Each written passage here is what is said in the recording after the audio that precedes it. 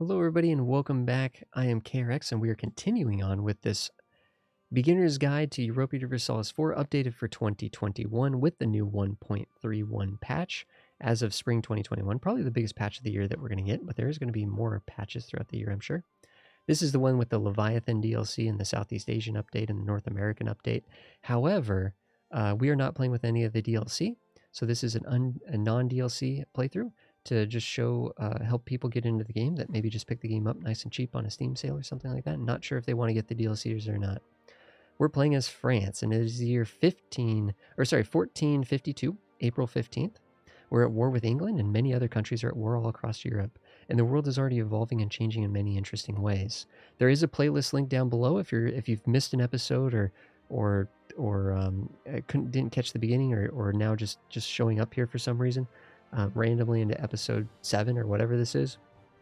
Playlist link down below will get you going in order there, which is great. Comments down below are also incredibly helpful if you have questions or anything that hasn't been covered in the previous episodes. Questions are great, and I'll definitely make sure to answer any of the questions that come up. This game is incredibly complicated, and there's no way to learn this game in a short amount of time. There's no way to learn this game from one series on YouTube. There's no complete guide, just because it's just so easy to take something for granted. It's so easy to miss something. And I know that we've missed things with this war. The truth is, we have played this war against England beautifully. And if you're a new player, the truth is, it's going to be a lot tougher. France is not the best beginner. France is an amazing beginner nation. France is perfectly fine as there's only like 5, 6, 7 nations that you could play as a beginner and maybe have a prayer of success, right? Portugal, Muscovy, the Ottomans, maybe Castile. That's kind of the list. And then you can start to look at France and England. England's quite a bit more difficult than France, as you can see in the sense that we're beating up England right now, right? But all nations have their strengths and weaknesses. This is a very this war is a very messy war. We've been very we've had a goal and we've executed on it and it's worked. But without that goal, it would have been very sloppy. But right now we're winning the war. We've almost sieged all of the mainland Europe holdings that England has. We're working on Calais right now. Calais, ironically, is not a province that France considers to care about much. It's more in sort of the Burgundian area than it is in the French area in this time period. So we're not necessarily, we might see what it would cost to take that province, but that's not really what the war is about right now. The war is about taking back the provinces that are specifically rightfully ours, that are deemed rightfully ours by all of Europe and the world. However, we did notice by clicking on the progress to see how we're doing in the war, Portugal is medium enthusiasm. In fact, England is medium enthusiasm. That means Portugal is thinking, hey, I'm feeling done with this war. Portugal's feeling bored of the war. Although actually, to be fair, they're not actually to the point of saying, no, we'll leave. They're close. So basically what I'm doing here is I'm clicking on select this option to sue for peace, to make a peace agreement. Okay. I'm clicking on this. It shows England here. England is the main leader of the war, and they're the one that will ultimately take a deal from. We could just start clicking on provinces that we want. Boom, we want this, we want this, we want this, we want all this stuff. That's going to cost us 65% war score. And they're like, no, heck no, I'm not giving you that. You only have 29% war score. So we're going to have to sit in this war longer, right? We're going to have to draw this out more. We're going to have to continue to win decisively. We're going to have to make gains on Calais. We're going to have to make gains against their military. We're going to have to continue to hold out. We're going to have to continue to hold the war goal, which is Lombard, in order to get up to 65% war score. However, we can see here that we would, some things would result from this. These would be the provinces, these highlighted ones would be the provinces that would switch from English control to French control, so on and so forth. And we can look at that. But more importantly, we can go to the allies of England, okay? The allies of England. One of the reasons why this number is so low at 29%, even though we're decisively winning the war, is because Portugal is down here and they're healthy, right? Because Portugal, we haven't sieged Portugal at all. So Portugal is actually bringing this number down. If we were to kick Portugal out of the war, the total war score would probably be closer to like 40%. So we do want to eventually get Portugal out of the war, and just the easiest way to do that is just to white peace them. It's basically you just say, hey, we're not taking anything, you're not giving us anything, we're not giving you anything. It's just, we just agree to go our separate ways. You just agree to abandon England and go back home, march back home, and end the war. So we can click on these different, we can click on Ulster, we can click on Kildare, we can, Tyrone we can't because they're a subject of England. So we can click on the different participants in the war, the independent participants in the war, and we can make deals. In fact, holy cow, we could actually take land from Portugal. The problem is Portugal is not going to like this. And Portugal is also going to be like, what the heck? You can't take land from us.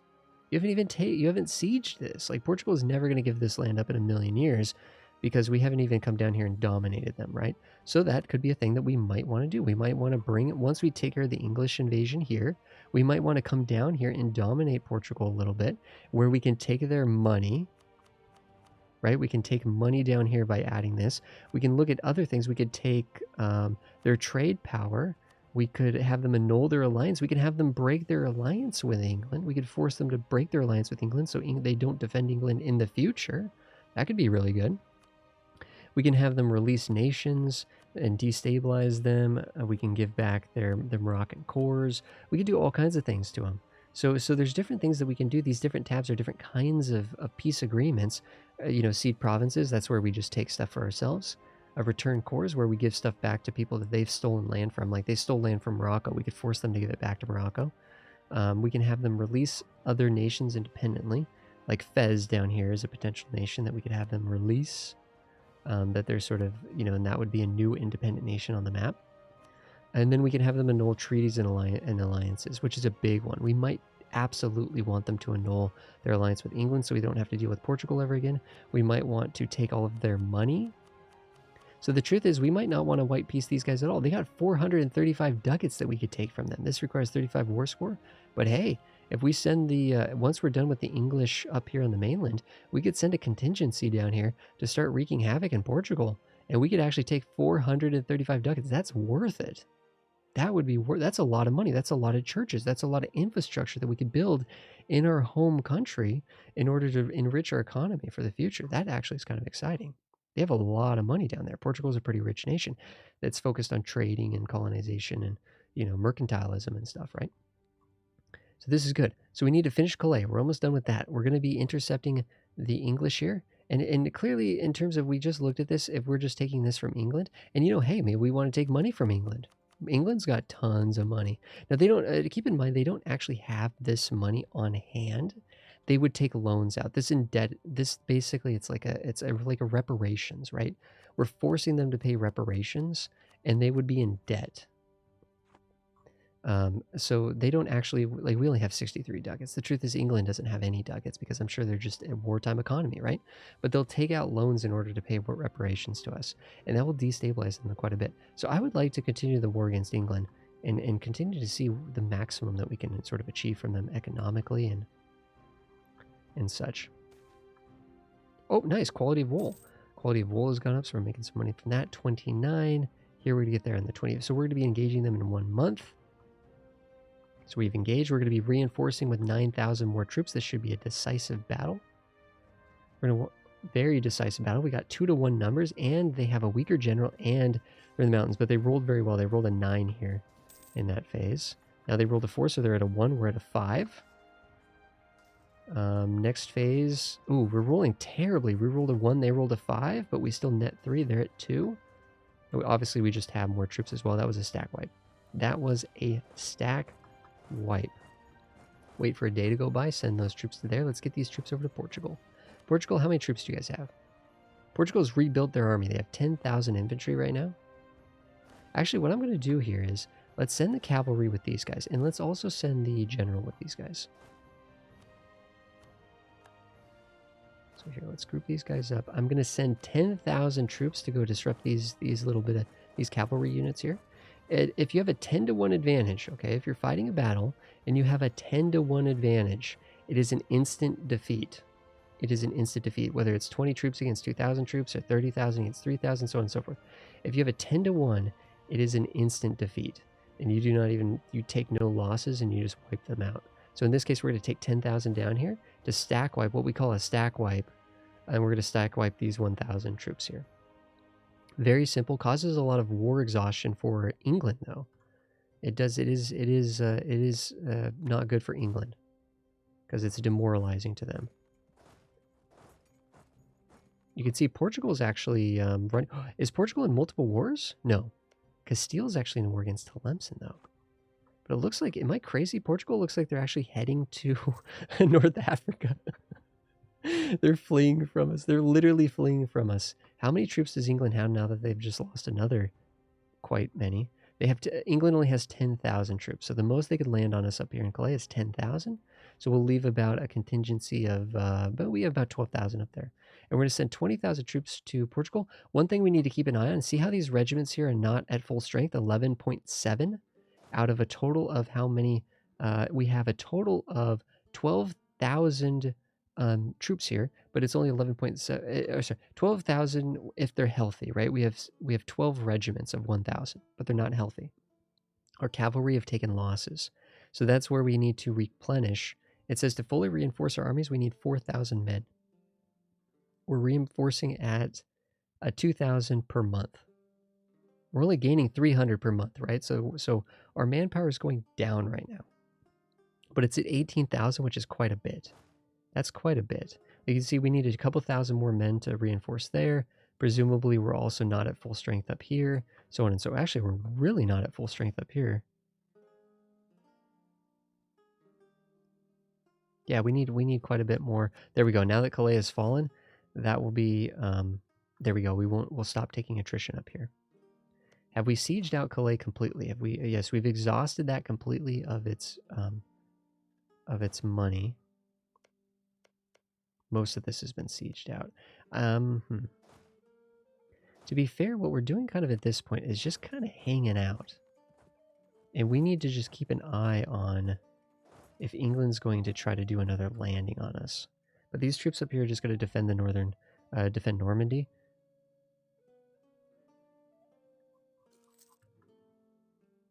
Okay. And there's no hope of us getting to mainland, you know, the heartland of England, right? The English Isle, the British Isles. There's no way we could get over there. They have complete naval dominance over us. It's just not even a question. So this is kind of the best that we're going to be able to do here. Now we've landed, we got these guys here. We're sieging down one of the provinces for Portugal. Here we spare no expense. We can get diplomatic power. Of course, diplomatic power is technology, and we have not even gotten our first technology yet. We haven't. I also apologize. We skipped over the technology aspect a little bit quickly, didn't we? Initially, technologies in the different sections. When you can take them, it's usually good to take them as long as you're not getting a huge penalty. Right now, if we took the military technology, we'd be paying 10% penalty because we're too far ahead. However, we don't have enough points for it anyway, so it's a moot point. But the technologies, it's very linear technology, so it kind of seems lame in that sense. However, this is not the only extent of the technology. So there's ideas and philosophies, and these are like the tech trees. These are more like this is more like the tech tree section over here that you unlock those through the linear technologies. Basically, technologies are incredibly important. We can talk about what they do at the different ranks, different technology, different diplomatic technology 4 unlocks the marketplace, gives us a new building, gives us more trade range.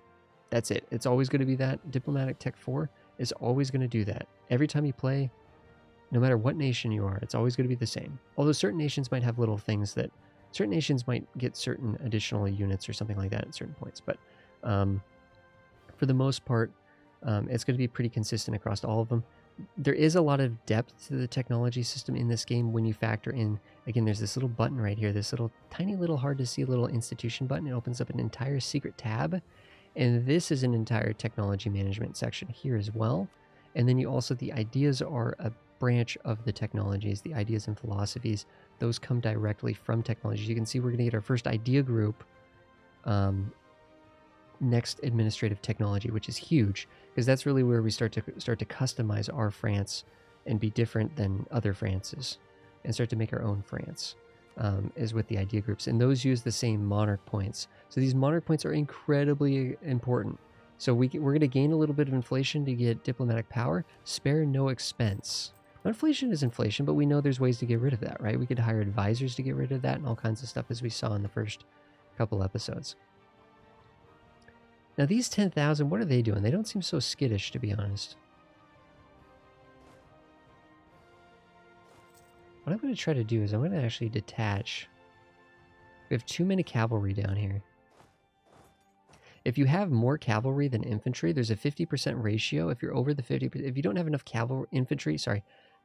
infantry to support the cavalry, there's an imbalance, and your cavalry take a penalty, basically. You need infantry to essentially create a... You need infantry to create a sufficient line so that the cavalry can actually do what the cavalry does, which is flank. So 50-50 is totally fine, although realistically you want more infantry to hold the line.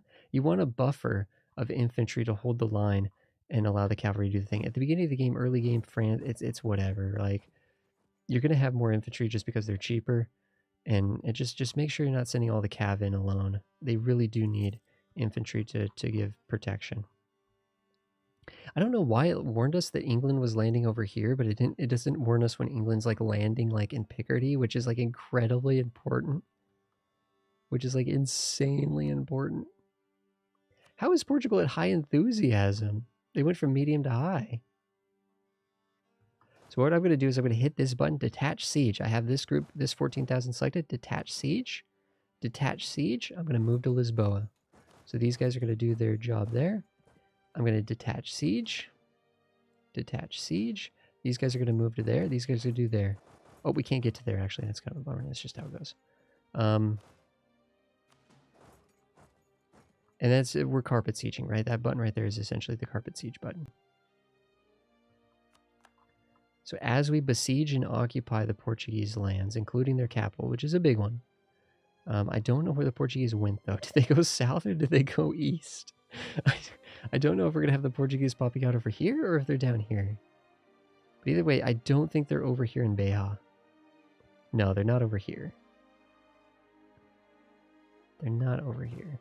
What I kind of want to do is ooh, that's a wide berth right there. I don't want to do that wide berth alone. Be rather unsafe.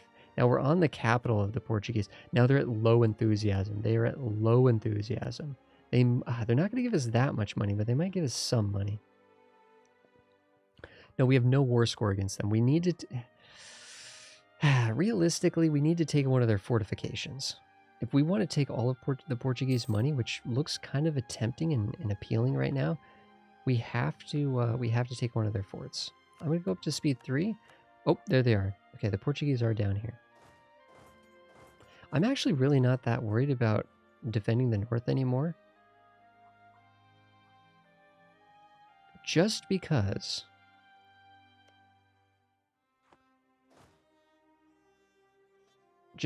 England has less troops and they'd have to sit on a fort. Just unsieging these random provinces doesn't do anything. We'd have time to come back because we have fortifications up here. I think we're gonna. I don't know what we're gonna do. Well, what we need to do is we need to take this guy off.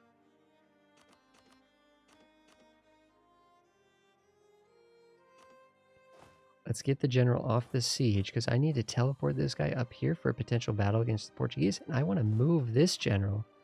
I want to move him over here so we can have him working on sieging out one of these provinces. Yeah, like I'm gonna attach him to here and move him into there so that he can actually start working on this. Because if we could take this fort, then all bets are off. We will absolutely, at that point, we would have Portugal willing to pay us to leave, to get out of the war. Let's come down here and just put pressure on Portugal. I don't see the English trying to land anywhere. Where are their transports, actually? Oh, they've landed. Oh, they've landed over here? They didn't warn us about that.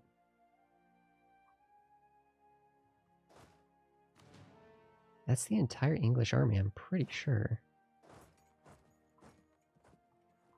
And I don't really know where they're going. They're kind of just like la-di-da, you know, kind of just being weird.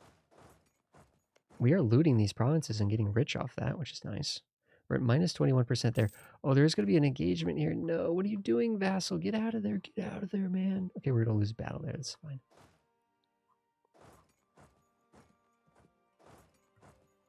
They're locked in. We're going to fight these guys. That's going to be a stack wipe. Are we going to catch them here? Not quite. So we're swooping up to get the Portuguese this way. These 10,000 look to be kind of not interested in defending the Portuguese, at least. They're just kind of going off in their own world over here.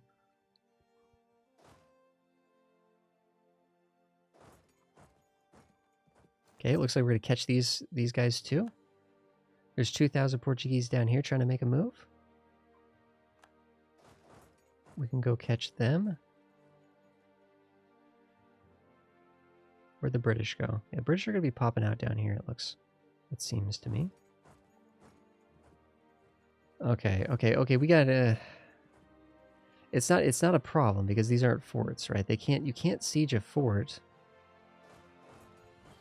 Okay, things are getting a little messy. Things are getting a little messy here. But if we take this province, it's just all bets are off here. Portugal, how are we doing on war score against you? We're at 10% war score. But they're just not willing to give us their money because it's only 10%. It's only 10%. Huh. I wish our subjects were a little bit more intelligent here.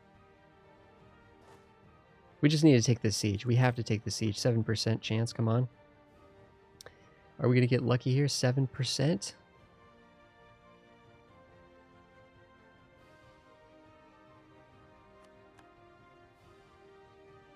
Yeah, they're going to occupy these areas, but it's not a big deal. Let's support the troops here, since they're going to get a catch on them.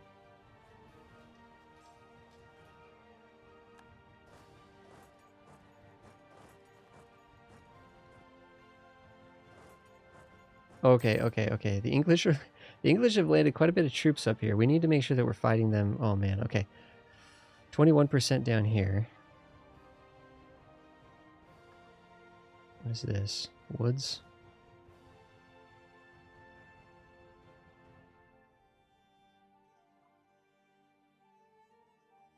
This is not great. This is not great. Of course, as soon as we bumped up the speed, England's just somehow everywhere at once. They built up a big amount of troops very quickly. Very quickly. If these guys get locked in down here in the farmlands, we could fight them there. That's their better general. There's no reason to fight their better general.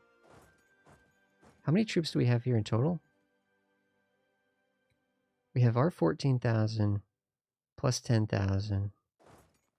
I think we go up here, we just fight these guys. If the Portuguese want to swing over and lose their siege progress, they can do that. This is farmlands. These guys are stuck down there. They're going the wrong way. I don't think Portugal is going to support. I think they're going to sit on their siege. This should be a decisive battle for the French. They're not going to support. That's a big stack wipe. So we do just need to get the 57% versus minus 21%. So we need these 15,000 Portuguese just to leave. They just need to go home. And they're going to go home as soon as this falls. Perfect. Portugal. They're not willing to give us their money? Come on. So I'm going to just get little sieging groups, split off little sieging groups here.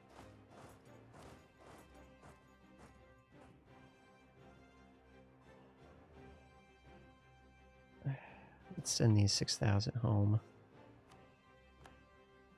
How is Portugal not willing to get out of this? What are they saying here? Deal exceeds. Okay. Well, what if we go down to... How would you just give us 250 gold?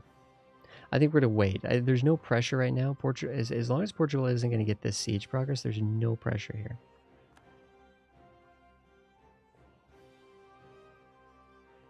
We just need these guys to take their bits. That should put more pressure on Portugal, give us more war score. They're at minus 7%. This could be a little touch and go here. Okay, one more. Waiting for this to fall. There we go. Those weren't forts, so we knew they would fall fast. Now, Portugal, how high are you willing to go here? Okay, 350 gold, and they break their alliance with England. Booyah. Give us that money. That gives us inflation, by the way. Just getting that big lump sum of gold does actually incur a non-insignificant amount of inflation. But since we're a pretty powerful economy as well, this is beautiful. England doesn't want to fight because this is a losing battle. We have 27,000 troops. England's on the run. Portuguese are out of the war. This is it. We're chasing them down. We're literally chasing them down.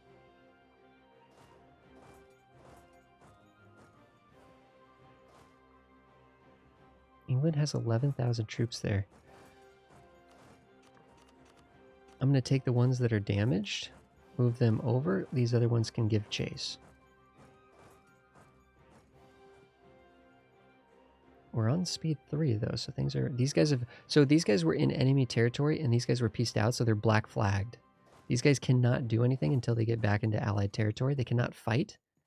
They're black flagged. They can move through anyone's territory regardless of military access, but they do need to get back home. Well, this is interesting.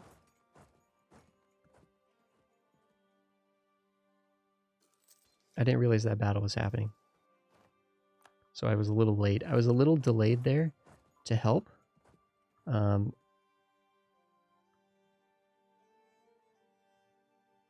These 4,000 are here. England looks like they're going for Calais. They might try to actually get back home. I don't think so. I think they're just, yeah, they're just going to sit on the fort. That is a grassland, so there's no defensive benefit to attacking into them there. If we could cut off these four, the best case scenario, we cut off these 4,000. Meet in Artois here. I'm making, I guess I apologize with the pronunciations. I have no idea how to say some of these. Wow, they actually snuck through. They actually got by. That's interesting. So we're at 65% war score, guys. England's at low enthusiasm. That's, but they're not willing to, the heck? We're still able to earn an extra 10. Current taking war scores, we're still able to earn an extra 15% war score just by holding on to the war goal, which will give us a significant amount of money. That's 500 gold. That's totally worth. But I think what we're going to do is we are going to have to engage these guys at a point. Do we have no cavalry down? Are all of our cavalry in Portugal? Did we send them all to Portugal? We have 3,000 cavalry here and a good general. Although to be fair, I think this is just, oh no, we have 3,000 here. Plus our allies have 6,000 plus 5,000 more. So 11,000. Guys, come with us. Come with us. Come with us. Fight. 21,000. We're the defender. Not that it matters in the grasslands.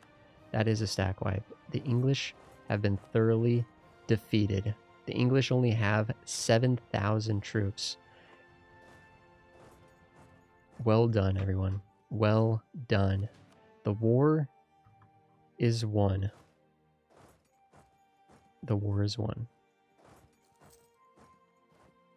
Go back to Paris and just hang out. Aragon has declared war on Naples? Dang, okay. Naples is getting dogpiled. Provence is still in multiple wars. Oh, man. Oh, interesting. Naples is still in that original war against the Papal State. They haven't actually gotten out of that yet.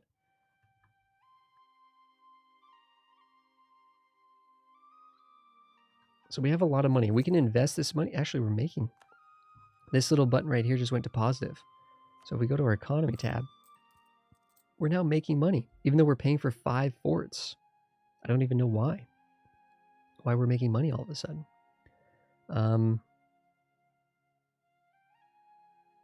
Apparently our diplomat, we're not losing money from blockades apparently anymore. Maybe it's because this wasn't being blockaded and isn't being blockaded by the Portuguese anymore in the south.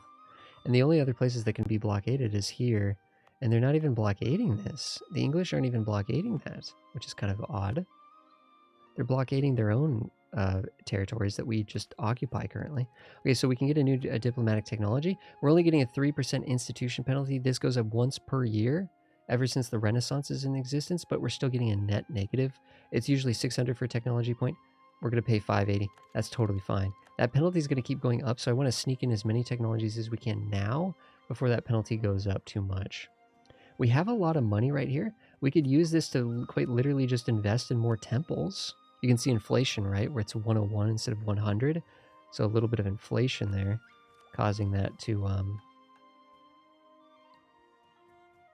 Yeah, we're going to have a mission here to build buildings, to build 5 churches. So we want to continue to build churches. And it organizes... So the list is smart. It automatically organizes by the provinces that will get the most good out of building these churches. So it says this is how many building slots are available. This is the macro builder, which is just amazing. I'm glad that that's part of the vanilla game now. But we can go to the individual provinces too, like Paris, and click on the buildings tab and expand out the buildings and see there's a lot of rooms for buildings in Paris. And we've already built the church there. We could look around Paris, but essentially what you're looking for is provinces with a lot of base tax. We haven't talked about development.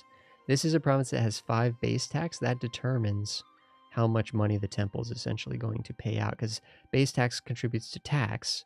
The temple enhances tax revenue. So provinces, like here's a really, this would be probably, I'm guessing Reims is probably the highest, however we say that, is probably one of the highest in the list. I'm assuming it's 6. There it is. Right here, it's 0.2. So the 0.2s are 6. Administrative base tax development. Anyway, so it basically what it says, it organizes by the best ones. You just want to kind of make sure that it has room for the extra buildings. Like it's listing this one as a good one as well, but there's not as much room here for buildings because we already have the castle there. This is also a market town, which is a special trade province. So we're going to want to actually build... we're probably going to actually want to build other kinds of trade buildings here too. So this is the one province, and it's got a really good paper trade good. So this province, well, we'll probably want to develop it. That's how we can get more. It says the next building slot will unlock at 20 development. We're at 18 right now. We could actually develop this province to get more building slots. So there's a number of things that we can do there. So it's not the end all be all, but usually when I'm building buildings, I just try to make sure that I'm not using up the last building slots. And if I am, I just want to make sure I'm building the buildings I want to build in those provinces, because certain buildings might be specialized in different ways. Well, let's just, let's spend all 400 ducats and build a bunch of buildings right there. That'll be great. Guys, the war is won. What we're waiting for is a ticking war score. So we're getting war score every month just for holding on to the war goal. We just got a good decisive battle against England as well. And if we just kind of hang out for a little bit, this number is just going to keep going up and up and up. And we'll be able to get more and more money from England. And England will be the one that will be investing in our country and our ability to build. We'll be able to build buildings off of England's loans, which will be quite sweet. Thanks everybody, though, for being here for this episode. And we will continue with this beginner's guide to Europa Universalis 4, no DLC guide, playing as France. France, again, a tougher nation. Very powerful, but... complicated internal politics and very decentralized at the beginning of the game, that all the different vassals and stuff that you're juggling. It's a tricky start. It's a tricky start, but I think we're doing well. I think new players can do well with France if they're enthusiastic about it and motivated to play France. But thanks everybody for being here. I really appreciate you guys. I will see you guys in the next episode. There's a playlist link down below also that'll help you get to the next episode. But thanks everybody for being here. I'll see you guys in the next one.